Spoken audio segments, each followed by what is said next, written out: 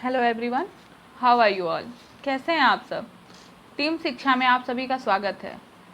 दोस्तों, हमने एक नई सीरीज़ शुरू की है जिसमें हम पिछले 10 से 15 सालों में एनटीपीसी, रेलवे, ग्रुप डी के परीक्षाओं में पूछे जाने वाले सामान्य अध्ययन के प्रश्नों को विस्तृत रूप में देखते हैं तथा उससे बनने वाले अन्य प्रश्नों को भी डिस्कस करते हैं। यह वीडियो हफ्ते में 2 दिन आएगी, शनिवार और रविवार को। अगर यह सीरीज आपके लिए हेल्पफुल है और आप इसे रोज़ देखना चाहते हैं तो हमें कमेंट बॉक्स में कमेंट करके बताइए। चलिए चलते हैं हम अपने इस सीरीज के पार्ट 2 की ओर। Let's start and let's complete. हमारा पहला क्वेश्चन है, किसके शासनकाल में चीनी यात्री वैन सॉन्ग भारत आया था। हमारे पास 4 ऑप्शन दिए गए हैं, चंद्रगुप्त विक्रमादित्य, समुद्रगुप्त, चंद्रगुप्त प्रथम और हर्षवर्धन। देखिए, इस क्वेश्चन का सही आंसर है हर्षवर्धन। हर्षवर्धन के शासनकाल में ही वैन भारत आया था। ये समझ लीजिए, रेलवे, ग्रुप डी, एनटीपीसी का पेटेंट क्वेश्चन हो गया है। हर साल एग्जाम में पूछा ही जाता है, तो इसको ध्यान रखिएगा। चलिए हम चलते हैं अपने अगले क्वेश्चन की तरफ। हमारा अगला क्वेश्चन है, सह्याद्री पर्वत के सबसे दक्षिणी भाग में से कन्याकुमारी तक है। मतलब कि ये क्वेश्चन में कह रहा है कि मान लीजिए ये इंडिया है, यहाँ दक्षिणी भाग तक, ये कह रहा है दक्षिणी भाग यहाँ पे तमिलनाडु तक यानी कि कन्याकुमारी तक तो सह्याद्री पर्वत है, लेकिन यह नॉर्थ में कहाँ से शुरू हुआ है। ख़त्म तो हुआ है तमिलनाडु में, शुरू कहाँ से हुआ है, तो शुरू यह हुआ है गुजरात से। कहाँ से, ये गुजरात से स्टार्ट होके और तमिलनाडु पे ख़त्म होता है। और जो हमारा सह्याद्री पर्वत है 6 राज्यों से होके गुजरता है। किन किन राज्यों से, देखिए पहला है, स्टार्ट कहाँ से होता है, गुजरात से। गुजरात के बाद महाराष्ट्र से, महाराष्ट्र के बाद ये जाता है गोवा में, गोवा के बाद कर्नाटक में, कर्नाटक के बाद केरला में, केरला के बाद तमिलनाडु, तमिलनाडु कहाँ, कन्याकुमारी में आके ख़त्म हो जाता है। तो 2 क्वेश्चन बनते हैं। एक तो सह्याद्री पर्वत कहाँ से शुरू होता है, वो होता है गुजरात से, कहाँ ख़त्म होता है, तमिलनाडु कन्याकुमारी में। और यह कितने स्टेट से होके जाता है, तो 6 स्टेट से। देखो, ये क्वेश्चन 2 तरीके से पूछते हैं। एक तो सह्याद्री पर्वत कहाँ से शुरू होता है, और दूसरा वेस्टर्न घाट कहाँ से शुरू होता है, कहाँ पे ख़त्म होता है। तो सेम आंसर होगा, वेस्टर्न घाट भी गुजरात से शुरू होके तमिलनाडु में ख़त्म हो जाता है। वेस्टर्न घाट भी 6 स्टेट से होके जाता है और सह्याद्री पर्वत भी 6 स्टेट से होके जाता है। चलिए, तो इस क्वेश्चन का आंसर क्या होगा, गुजरात। चलिए हमारा अगला क्वेश्चन देखते हैं। हमारा अगला क्वेश्चन है, भारत का सबसे पूर्वी बिंदु क्या है। देखिए, सबसे पूर्वी बिंदु 4 ऑप्शन दिए हैं, ये सब हम देखते हैं अभी। लेकिन इस तरीके से 4 क्वेश्चन बनते हैं कि भारत का सबसे पूर्वी बिंदु क्या है। दूसरा क्वेश्चन बन जाएगा पश्चिमी बिंदु क्या है, उत्तरी बिंदु क्या है, दक्षिणी बिंदु क्या है, ये सब होगा। तो देखिए, इन चारों क्वेश्चनों को हम इसी क्वेश्चन के थ्रू देख लेते हैं। तो जो भारत का सबसे उत्तरी बिंदु है उसको हम लोग क्या कहते हैं, इंदिरा कॉल। इंदिरा कॉल कहाँ पे है, अब जाहिर सी बात है सबसे उत्तरी है तो जम्मू एंड कश्मीर में होगा। सबसे, देखिए साउथ और नॉर्थ लगभग सेम नाम है, याद करने में दिक्कत नहीं होगी। साउथ में है इंदिरा पॉइंट, इंदिरा पॉइंट। अब देखिए, इसकी एक गलती होती है, यहाँ पे लोग लिखते हैं कि ये तमिलनाडु में है या फिर कन्याकुमारी के पास है, ऐसा कुछ नहीं है, ये निकोबार में है। कहाँ पे, निकोबार में। और सबसे पश्चिमी बिंदु कौन सा है, तो सबसे पश्चिमी है गौर माता। कौन सा, क्या नाम है, गौर माता। ये कहाँ पे है, गुजरात में। और जैसा कि हमारे क्वेश्चन में पूछा गया है कि सबसे पूर्वी बिंदु क्या है, सबसे पूर्वी बिंदु का नाम है किवीथू। क्या, किवीथू। कहाँ पे है ये, अरुणाचल प्रदेश में, अरुणाचल प्रदेश में। कहाँ पे, अरुणाचल प्रदेश में। तो इस क्वेश्चन का सही आंसर क्या होगा, किवीथू, अरुणाचल प्रदेश। चलिए हम इन चारों क्वेश्चंस को देखिएगा, और चारों इंपॉर्टेंट है, चारों प्राय क्वेश्चंस जो है प्राय एग्जाम में पूछे जाते हैं। चलिए हम अपने अगले क्वेश्चन की तरफ चलते हैं। हमारा अगला क्वेश्चन है तरफ, सब्स्टिट्यूट उत्पादकों की कीमत में वृद्धि होने पे मांग का वक्र क्या होता है।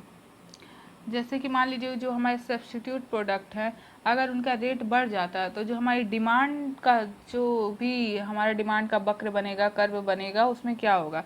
तो देखिए इसका सिंपल सा आंसर है कि जो हमारा डिमांड का कर्व है वो बाहर की तरफ शिफ्ट हो जाता है।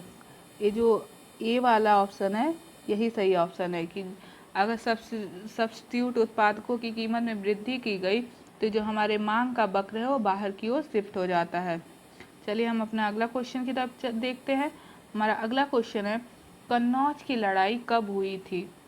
देखिए अभी कल जो हमारी वीडियो आई थी पार्ट 1, उसमें हम लोगों ने डिस्कस किया था कि जो शेर शाह सूरी और हुमायूं के बीच एक युद्ध हुआ 1540 में, जिसमें हुमायूं की पराजय हुई थी और इस युद्ध के बाद वो दिल्ली को छोड़ के 15 सालों के लिए चला गया था। फिर वो वापस आया, वो सिकंदर सूरी से लड़ाई की, फिर से अपना राज सिंहासन वापस लिया। लेकिन जो 1540 में जो युद्ध हुआ था जिसमें वह हार के, कौन, हुमायूं हार के गया था, वो युद्ध कौन सा था, उसी युद्ध को बोलते हैं कन्नौज का युद्ध या कन्नौज की लड़ाई। तो 1540 में हुई थी। देखिए एक और एक क्वेश्चन आएगा कन्नौज की लड़ाई कब हुई थी, दूसरा क्वेश्चन आता है जो कन्नौज की लड़ाई थी वो किसके किसके बीच में हुई थी। तो ये तो पता चल गया 1540, और हुई किसकी थी, हुमायूं वर्सेस शेरशाह, हुमायूं वर्सेस शेरशाह सूरी। ये क्या था, ये अफगानी राजा था। ठीक है, चलिए हम अपने अगले क्वेश्चन की तरफ चलते हैं। हमारा अगला क्वेश्चन है, भारतीय संसद के संदर्भ में शून्यकाल क्या है। 4 ऑप्शन दिए हैं। देखिए इस क्वेश्चन का जो आंसर होगा वो ये होगा, प्रश्नकाल के तुरंत बाद का समय। देखिए सबसे मेन बात क्या है कि हमारे संविधान सभा में संविधान बना, उसके बाद 1947 से लेके हमारा चलता रहा संविधान, डेली संसद मतलब हर साल संसद बैठती थी, संसद का काम होता था। लेकिन उस समय जो शून्यकाल है उसका कोई विधान नहीं था।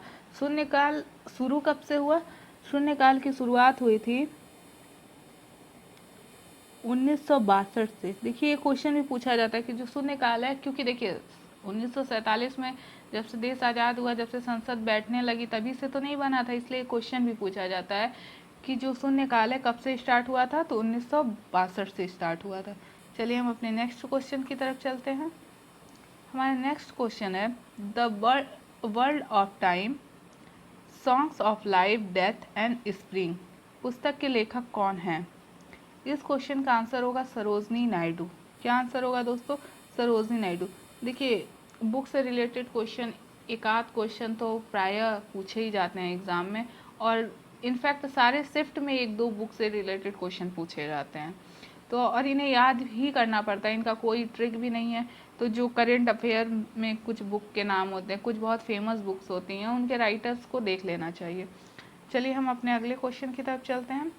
हमारा अगला क्वेश्चन है, ऐतिहासिक सूरी मार्ग शेरशाह सूरी मार्ग को कहा जाता है। तो इस क्वेश्चन का आंसर है नेशनल हाईवे संख्या 1। देखिए शेरशाह सूरी मार्ग यानी कि grand trunk road, GT road, जिसे हम लोग इस समय क्या कहते हैं, राष्ट्रीय राजमार्ग 1, नेशनल हाईवे 1। चलिए हम चलते हैं अपने अगले क्वेश्चन की तरफ। हमारा अगला क्वेश्चन है, संसद में कोई विधेयक धन विधेयक है या नहीं, इस पर अंतिम निर्णय कौन लेता है। देखिए कोई भी विधेयक है वो धन विधेयक है या नहीं, इसका अंतिम निर्णय कौन लेता है। चलिए हम इस पर थोड़ा सा डिस्कशन करते हैं, उसके बाद आपको इस क्वेश्चन का आंसर खुद ही मिल जाएगा। तो देखिए पहली बात सबसे इम्पॉर्टेंट, इससे एक और क्वेश्चन धन विधेयक से पूछा जाता है कि जो धन विधेयक है वो हमारे आर्टिकल इसका क्या है, यानी कि हमारे संविधान में कहाँ दिया गया है। तो ये अनुच्छेद 110 में धन विधेयक दिया गया है। ये क्वेश्चन बहुत इम्पॉर्टेंट है, बहुत बार पूछा गया है। अब देखिए धन विधेयक के बारे में कुछ समझते हैं। धन विधेयक हो गया, और जो बाकी विधेयक हैं जैसे साधारण विधेयक, वित्त विधेयक, ये सब अलग क्यों है धन विधेयक से, ये समझना जरूरी है। पहले देखिए कोई भी बिल आया उसको दोनों हाउस यानी लोकसभा और राज्यसभा से पास होना पड़ता है, उसी के बाद वह एक विधेयक बनता है। तो अब क्या हुआ, कोई भी बिल आता है, लोकसभा में पास हो गया मान लीजिए, या क्योंकि देखिए कोई जो पार्टी सत्ता में है वो बिल ले आएगी, लोकसभा में उसकी मेजॉरिटी है, वहाँ से वो पास करा लेती है बिल।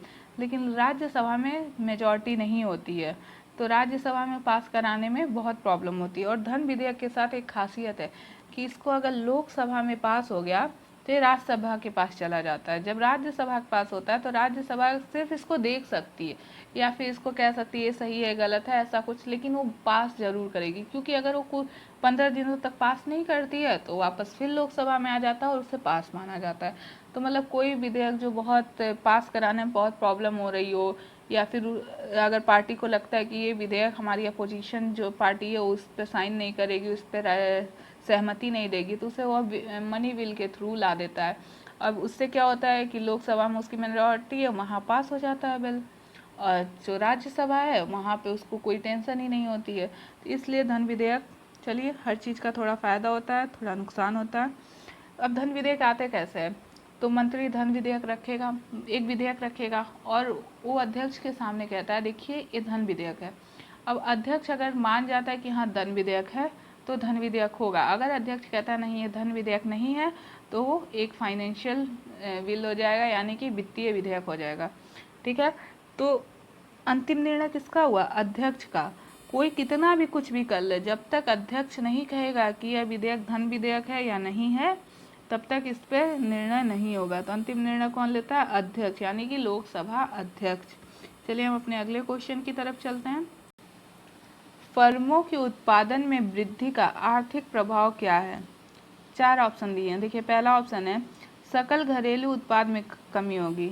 सकल घरेलू उत्पाद यानी कि जीडीपी, ऐसा कोई चांस ही नहीं है, क्योंकि अगर प्रोडक्शन बढ़ेगा तो जीडीपी कम कैसे हो सकता है, क्योंकि जीडीपी क्या होता है, जैसे कि मान लीजिए कि हमारी कंट्री है, तो इस हमारी कंट्री के टेरिटरी के अंदर जो भी चीज़ें बनेंगी, चाहे वो कहीं की भी कंपनी हो, या यूएस की हो, जापान की हो, चाइना की हो, कहीं की भी कंपनी हो, जो भी चीज़ें बनेंगी हमारी जीडीपी में काउंट होगी।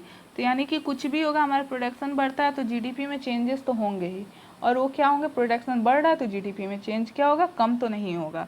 दूसरा ऑप्शन हम देखते हैं सकल घरेलू उत्पाद में कोई परिवर्तन नहीं होगा। अब ये कह रहा है कि जीडीपी में कोई परिवर्तन ही नहीं होगा, ऐसा भी नहीं हो सकता। जो तीसरा ऑप्शन है प्रभाव राष्ट्र और उसकी आर्थिक स्थिति से भिन्न हो सकता है।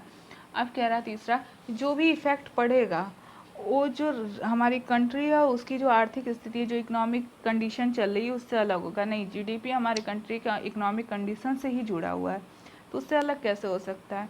चौथा ऑप्शन है कि जीडीपी में वृद्धि होगी, यानी कि सकल घरेलू उत्पाद में वृद्धि होगी। जी, ये है हमारा सही आंसर। हमारी जीडीपी में क्या होगा, हमारी जीडीपी जो है, जीडीपी ग्रोथ जो है प्रोडक्शन बढ़ने की वजह से बढ़ जाएगी।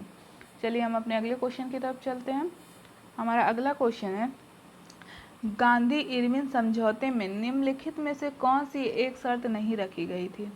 देखिए इस क्वेश्चन को करने से पहले देखिए इससे आगे बनने वाले और क्वेश्चंस को देखते हैं। जैसे गांधी इरविन समझौता कब हुआ था, दिल्ली पैक्ट क्या है, और क्या ना गांधी इरविन समझौते को और क्या कहते हैं, इसमें जो इरविन था वायसराय उस समय, और गांधी जी उनकी क्या शर्तें, तो उसके बाद इस क्वेश्चन का आंसर खुद ही निकल जाएगा। देखिए सबसे पहली बात, जो गांधी जी ने और इरविन के बीच में जो समझौता हुआ था ये हुआ था 1931 में, और ये समझौता कहाँ हुआ था, दिल्ली में, इसलिए इसे क्या बोलते हैं, दिल्ली पैक्ट। तो क्या दिल्ली पैक्ट कुछ अलग से नहीं है, इसी को बोलते हैं दिल्ली पैक्ट। क्यों, क्योंकि ये दिल्ली में हुआ था। कब हुआ था, 1931 में हुआ था। अब चलिए देखिए उस समय क्या हुआ कि सब कुछ इससे पहले की बात देखते हैं क्या हुआ था। सविनय अवज्ञा आंदोलन चल रहा था, उससे अंग्रेज जो थे वो बहुत परेशान थे, वो चाहते थे ख़त्म हो जाए। फिर अंग्रेज़ों ने सोचा कि जो भारतीय हैं, जो कांग्रेस पार्टी, जो उस समय कांग्रेस थी, उसको क्या करते हैं कि गोलमेज सम्मेलन के लिए ब्रिटेन बुलाते हैं, और उनके कुछ लुभावने शर्तें रखेंगे कि ऐसे ऐसे कर दिया जाएगा, आपको ये दिया जाएगा, ये दिया जाएगा, और उस हिसाब से आप सविनय अवज्ञा आंदोलन को ख़त्म कर दीजिए। उन्होंने ये प्लान किया, लेकिन हुआ क्या कि जो पहला गोलमेज सम्मेलन हुआ था उसमें गांधी जी और कांग्रेस ने पार्टिसिपेट ही नहीं किया। इससे क्या रहा है कि उनकी जो भी उन्होंने सोचा था प्रथम गोलमेज सम्मेलन में वो पूरा नहीं हुआ, एक तरीके से ये सम्मेलन असफल रहा। फिर जो 1931 में जो वायसराय थे इरविन और गांधी जी, इन लोगों की मीटिंग होती है, इसी को कहते हैं गांधी इरविन समझौते। हम देखते हैं पहले दोनों लोगों की कुछ शर्तें थे। पहले हम इरविन की शर्तें देखते हैं। इसने बोला कि सविनय अवज्ञा आंदोलन को समाप्त कर दिया जाए। उनकी डिमांड थी अंग्रेज़ों की कि सविनय अवज्ञा आंदोलन को समाप्त कर दिया जाए। इन्होंने दूसरा डिमांड किया कि जो सेकंड गोलमेज सम्मेलन होगा कहाँ, लंदन में, उसमें कांग्रेस पार्टिसिपेट करे। और तीसरी इनकी क्या शर्त थी कि ब्रिटिश सामान का, जैसे जब हम लोगों ने आंदोलन किया सविनय अवज्ञा आंदोलन, तो हम लोगों ने क्या किया था, ब्रिटिश सामान का बहिष्कार कर दिया था, हम उसका यूज़ ही नहीं करेंगे। लोग कपड़े ले जाके जला देते थे, अनेक तरीके से इसका अपोज करने लगे थे। तो उसने बोला कि बहिष्कार किया जा रहा है जो सामान का, वो ना किया जाए। फिर गांधी जी ने भी अपनी कुछ शर्तें रखी। गांधी जी ने कहा कि जो भी हिंसा के आरोपी को छोड़ के, मतलब कि जिसने भी आंदोलन करते समय हिंसा की है उसको छोड़ दो। देखिए इसी इसी यहीं पे मैटर आता कि भगत सिंह के लिए सब लोग बोलते हैं गांधी जी ने कुछ नहीं बोला था। गांधी जी ने कहा था कि हिंसा के आरोपी को छोड़ के सभी कैदियों को रिहा कर दो। और गांधी जी का क्या मानना था कि भगत सिंह जो है उन्होंने हिंसा की है, जबकि ऐसा कुछ नहीं था। चलिए बात की बात है, हिंसा के आरोपी को छोड़ के सभी कैदियों को रिहा कर दो, पहली शर्त थी। दूसरी उन्होंने कहा भारतीयों को नमक बनाने का अधिकार दे दिया जाए। देखिए सबसे ज़्यादा प्रॉब्लम क्या थी कि भारतीयों से नमक पे भी बहुत ज़्यादा टैक्स लिया जाता था। तो जब ये शर्तें रखी गई तो गांधी जी ने बोला कि भारतीयों को नमक बनाने का अधिकार दे दो, टैक्स ख़त्म नहीं, नमक ही बनाने का अधिकार दे दो। दूसरा बोला गया शराब अफीम की दुकानों पर धरना देने का अधिकार दिया जाए। अच्छा, इन्होंने अपनी चौथी शर्त रखी कि आंदोलन के समय क्या हुआ था, जैसे ही कोई आंदोलन में जाता था तो जो ब्रिटिशर्स थे उनकी खेत को ले लेते थे, उनकी ज़मीनों को ले लेते थे, घर को ले लेते थे, जब्त कर लेते थे। तो उन्होंने कहा कि आंदोलन के समय जब्त की गई जितनी भी संपत्ति है उसको वापस कर दीजिए। और इनका पांचवा शर्त था आंदोलन के दौरान त्यागपत्र देने वाले, मतलब क्या हुआ था कि जैसे ही आंदोलन शुरू होता था तो कुछ लोगों को ब्रिटिशर्स निकाल देते थे नौकरी से, कुछ लोग अपने आप रिज़ाइन कर देते थे। तो उस दौरान जो भी त्यागपत्र देने वाले लोग थे उनको बहाल कर दिया जाए, यानी उनको नौकरी दे दी जाए। अब हम अपने क्वेश्चन की तरफ चलते हैं। क्वेश्चन में लिखा है भारतीय राष्ट्रीय कांग्रेस को सविनय अवज्ञा आंदोलन को रोकना चाहिए। ये तो हम लोगों ने देखा इरविन यही चाहता था। दूसरा है नमक कर को हटाना, कानूनी तौर पर उत्पादन, व्यापार और बिक्री की अनुमति। देखिए ये भी हम लोगों ने देखा था कि हम भारतीयों को नमक बनाने का अधिकार देना चाहिए, उस पर कोई कर नहीं लगना चाहिए। तो ये भी हो गया। खाद्य उत्पादन पर कर की निकासी। देखिए अभी हम लोगों ने क्वेश्चन डिस्कस किया तो खादी पे तो कोई बात ही नहीं हुई थी, खादी उत्पादन तो हम लोग उस पर कोई भी बात नहीं हुई थी। वो इरविन ने कहा था कि जो ब्रिटिशर सामान का बहिष्कार कर रहे हो मत करिए आप लोग, लेकिन खादी पे कोई बात नहीं हुई थी। अगला दिया है भारतीय राष्ट्रीय कांग्रेस द्वारा गोलमेज सम्मेलन में भाग लेने। ये भी इरविन चाहते थे कि सेकंड गोलमेज सम्मेलन जो कि लंदन में होने वाला था उसमें गांधी और कांग्रेस भाग लें। तो फिर क्या हुआ, ऑप्शन सी क्या है, खाद्य उत्पादन पर कर की निकासी, यानी ये जो है ये इनकी शर्तों में नहीं था, इसलिए ये सही है। चलिए हम अपने अगले क्वेश्चन की तरफ चलते हैं। हमारा अगला क्वेश्चन है भारत के संविधान का अनुच्छेद चुनाव आयोग को संसद और राज्य विधायी सभाओं के चुनाव की निगरानी करने की शक्ति देता है। मतलब ये कह रहा है कि हमारी कंट्री में जितने भी इलेक्शंस होते हैं उनका निरीक्षण यानी कि निगरानी करने की शक्ति, दो क्वेश्चन किसके पास है और किस आर्टिकल में है। तो देखिए हम क्वेश्चन में दिया गया है कि इलेक्शन कमीशन यानी चुनाव आयोग करता है, किस आर्टिकल के तहत करता है यानी किस अनुच्छेद की तहत करता है। तो इसका आंसर होगा 324 के तहत करता है। किसके तहत, 324 के तहत। उसके बाद एक चीज़ देखिए, हम अभी कल वाली वीडियो में जो हमारी पार्ट 1 वाली वीडियो थी उसमें मैंने बताया कि संविधान में हमारे बहुत सारे भाग हैं यानी 22 भाग हैं। तो उसमें क्या है, जो भाग 15 है हमारा, उसमें ये सारे आर्टिकल दिए गए हैं। आर्टिकल मतलब कि चुनाव से रिलेटेड क्या निगरानी रखनी है, कौन करेगा, कैसे करेगा, क्या उसके नियम है, ये सारी चीज़ें आर्टिकल मतलब कि भाग 15 के आर्टिकल 324 से लेके आगे जितने भी हैं 329A तक दिया गया है। ठीक है, चलिए हम चलते हैं अपने अगले क्वेश्चन की तरफ। हमारा अगला क्वेश्चन है निम्नलिखित में से कौन वर्ष 1556 में मुगल सिंहासन पर बैठा था। कौन बैठा था ये देखते हैं। चार ऑप्शन दिया है, शेरशाह सूरी, अकबर, जहांगीर और शाहजहां। देखिए 1556 में हुमायूं की मृत्यु हो गई थी। उसकी मृत्यु के बाद उसका बेटा बाबर 1556 में बैठता है सिंहासन पे। उस जब सिंहासन पे अकबर बैठा था उस समय अकबर की जो उम्र थी वो 15 साल थी। और एक चीज़ हुई थी उस समय, देखिए 1556 में ही क्या हुआ था, second Panipat war, second Panipat war हुआ था। और ये किसके किसके बीच हुआ था, जो सेकेंड पानीपत वॉर है अकबर और हेमू के बीच हुआ था। एक हिंदू राजा हेमू था उस समय नॉर्थ का, और उसके और अकबर के बीच में हुआ था। और इसमें अकबर जीता भी था। और सोचिए उस समय वो 15 साल का था, तो कैसे जीता था, तो हुआ क्या था कि जो अकबर का सेनापति था, कौन, बैरम खां, बैरम खान ने अकबर मतलब पूरा युद्ध तो बैरम खान ने ही लड़ा था, अकबर तो उसके संरक्षण में था।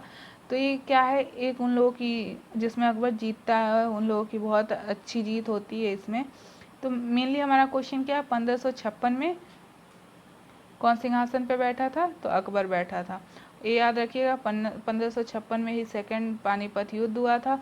और ये किसके किसके बीच में हुआ था, तो हेमू मतलब हेमचंद विक्रमादित्य एक हिंदू राजा था और अकबर के बीच में हुआ था। ठीक है, चलिए हम अपने अगले क्वेश्चन की तरफ चलते हैं। हमारा अगला क्वेश्चन है, वर्कला, चौरा, चवक्कड़ और नटिका राज्य में समुद्र तट हैं।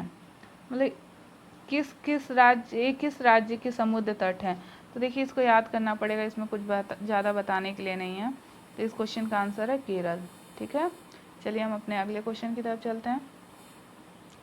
हमारा अगला क्वेश्चन है, 16वीं लोकसभा का सबसे बड़ा सदस्य है, यानी कि 16वीं लोकसभा के सबसे बड़े सदस्य कौन है, ये भी सब लोग जानते हैं, लाल कृष्ण आडवाणी। देखिए हमारे बहुत ही बुजुर्ग और सम्मानीय व्यक्ति हैं।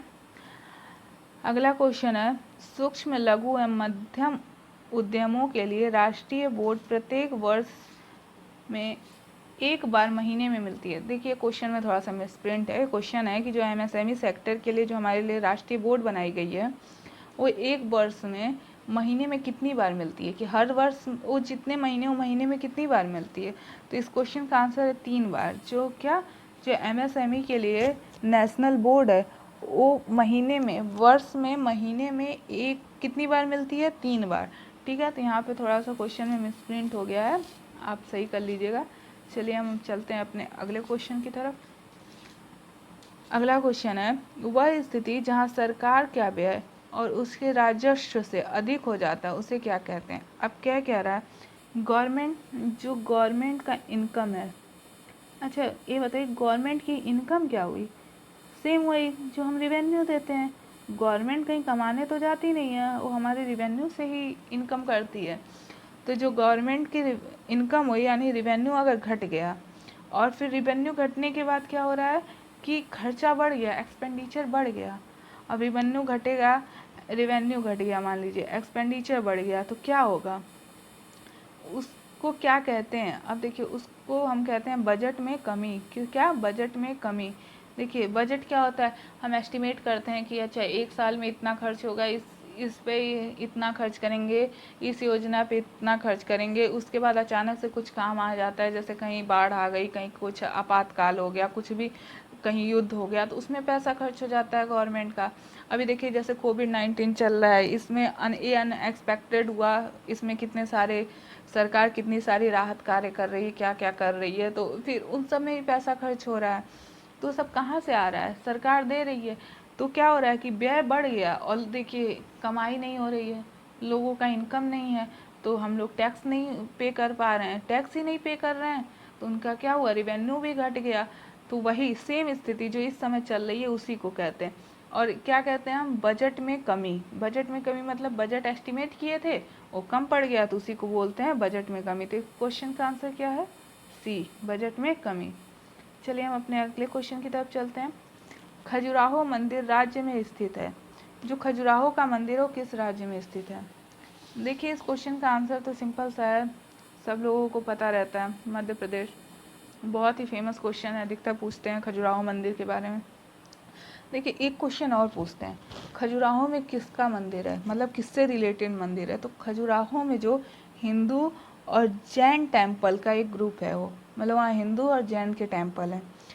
यह बना कब था, यह बना था 900 एडी से लेके 1130 एडी के बीच में। चंदेल शासकों ने इसको बनवाया था। किसने, चंदेल शासकों में। बात यह है कि इसका नाम खजुराहो कैसे पड़ा। जो चंदेल शासक थे उनकी राजधानी का नाम खजुराहो था। मतलब उस समय खजुराहो एक सिटी का नाम था जो क्या थी, चंदेल शासकों की राजधानी थी, इसलिए इसका नाम खजुराहो का मंदिर पड़ा था। ठीक है, ये जो खजुराहो का मंदिर है यूनेस्को वर्ल्ड हेरिटेज में आता है। किसमें, यूनेस्को वर्ल्ड हेरिटेज में आता है, जिसके तहत इसको संरक्षण प्राप्त है। तो ये भी कई बार पूछा जाता है कि कई सारे ऑप्शन दिए रहते हैं, 4 ऑप्शन दे देगा, कहेगा कि बताइए इसमें से यूनेस्को की साइट कौन सी है। तो यूनेस्को वर्ल्ड हेरिटेज में है, तो ऐसे इसको भी ये भी पूछा जा सकता है, आप ध्यान रखिएगा। चलिए हम अपने अगले क्वेश्चन की तरफ चलते हैं। यूनाइटेड किंगडम के बाहर सबसे पुराना गोल्फ कोर्स है। देखिए इसमें टोटल याद करना कुछ नहीं है। इस क्वेश्चन का आंसर है 1, royal Calcutta golf club, Kolkata. ठीक है, चलिए हम अपने अगले क्वेश्चन की तरफ चलते हैं। हमारा अगला क्वेश्चन है, भारत में प्रमुख बौद्ध संरचनाओं में से एक सारनाथ में स्तूप का निर्माण महान मौर्य राजा अशोक द्वारा कराया गया था। देखिए सही बात है, बहुत महान राजा था अशोक। कहा जाता है अशोक ने 84,000 स्तूप बनवाए थे। हम लोगों ने पिछली वीडियो में भी देखा था सांची के स्तूप के बारे में। और सांची के स्तूप को हम क्या कहते हैं, ग्रेट स्तूप। इसी को हम लोग कहते हैं स्तूप नंबर 1। देखिए अगर आप हमारी पूरी सीरीज को फॉलो करते हैं, हमारे सारे वीडियोस देखते हैं, तो ये जो वनडे एग्जाम्स में जो भी जनरल अवेयरनेस, जनरल नॉलेज के क्वेश्चंस आएंगे, मैक्सिमम क्वेश्चन आपसे बहुत ईजिली हो जाएंगे, क्योंकि हम पूरे प्रीवियस ईयर को कवर कर रहे हैं। तो आप हमारी वीडियो को जाइए और पूरा देखिए। चलिए, तो क्या है, सारनाथ का स्तूप का निर्माण जो अशोक ने करवाया था उसका क्या नाम है। तो स्तूप का नाम दिया जाता था। ठीक है, जैसे सांची वाले स्तूप को बोलते हैं ग्रेट स्तूप या स्तूप नंबर 1, तो ऐसे ही इसे क्या कहते हैं, तो इस स्तूप को बोलते हैं धामेक। धामेक, सारनाथ में जो स्तूप है धामेक, उसे क्या बोलते हैं, धामेक। चलिए दोस्तों, आज के लिए बस इतना ही। अगर आपको हमारी वीडियो पसंद आई तो आप इसे लाइक करें और सब्सक्राइब करें, और अगर आप हमारे चैनल पर पहली बार हैं तो हमारे चैनल को सब्सक्राइब करें। धन्यवाद।